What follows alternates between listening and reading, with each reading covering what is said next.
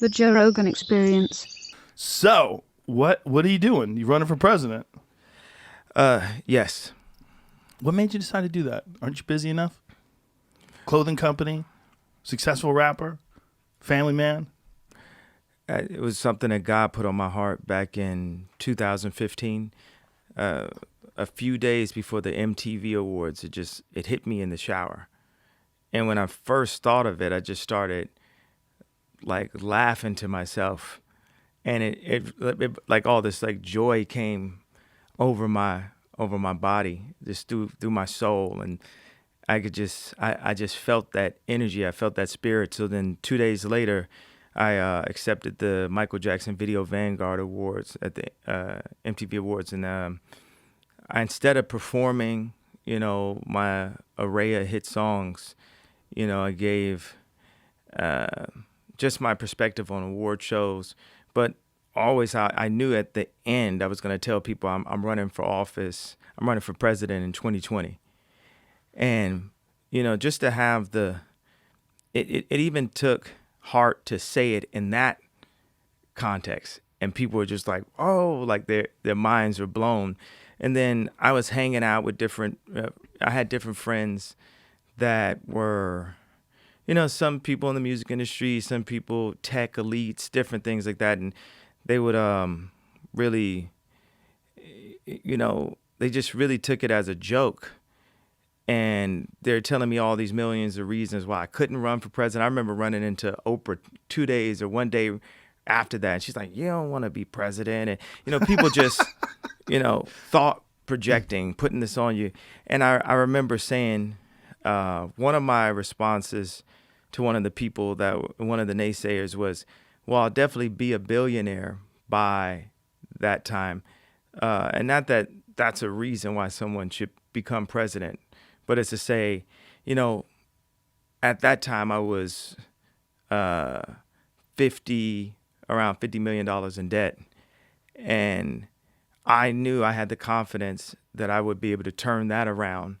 And now, just going into, I want to just give you that's a clear answer. Right. So I know what you're saying. I don't want to go off onto a No, much it's of a okay. riff right there. What you're basically saying is you know how to set goals, you know how to achieve them.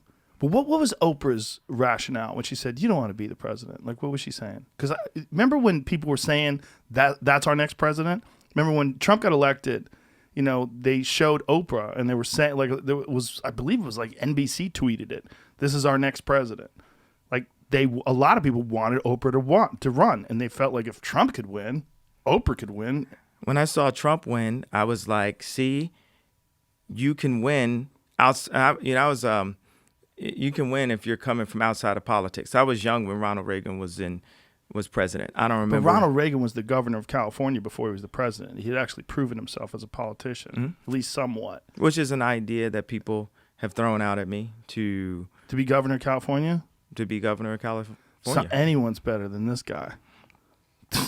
Just go ahead, start there. Give it a shot.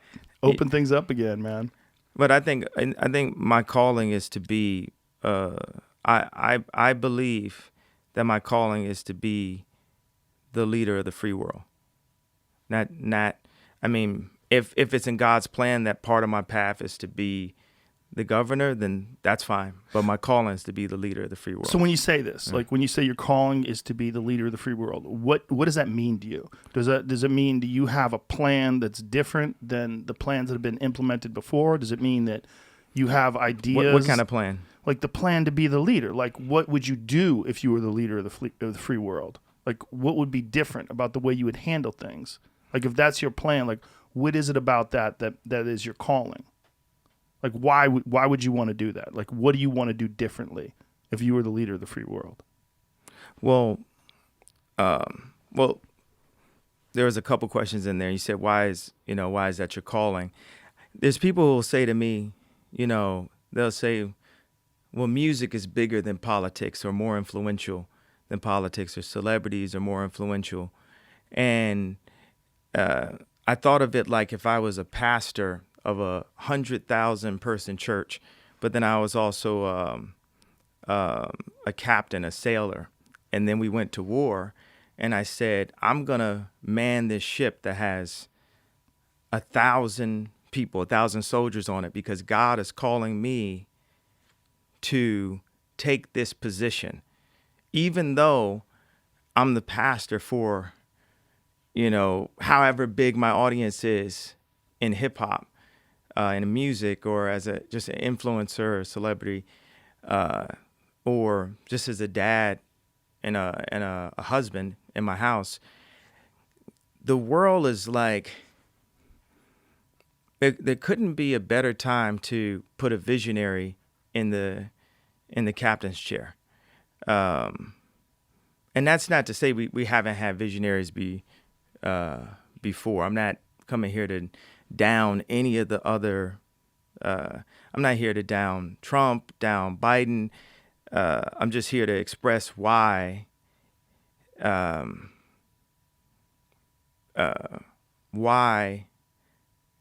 has called me to take this position. So when you say a visionary, you think of yourself in terms of like as an artist, as a creator, as someone who has these thoughts that they manifest in terms of music and art and creation and design, the things that you do. Mm-hmm. That's why you think you're different as a visionary.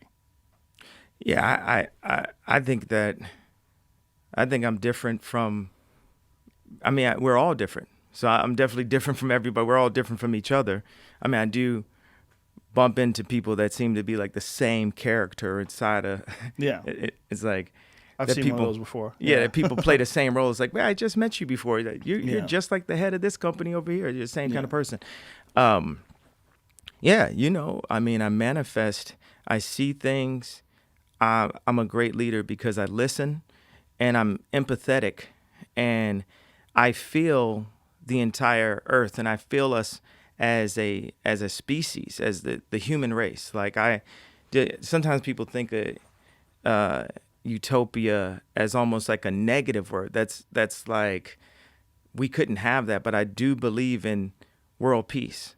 Like the people hit me with one of the things Oprah said is she said, you got to bone up on your foreign affairs. I remember this.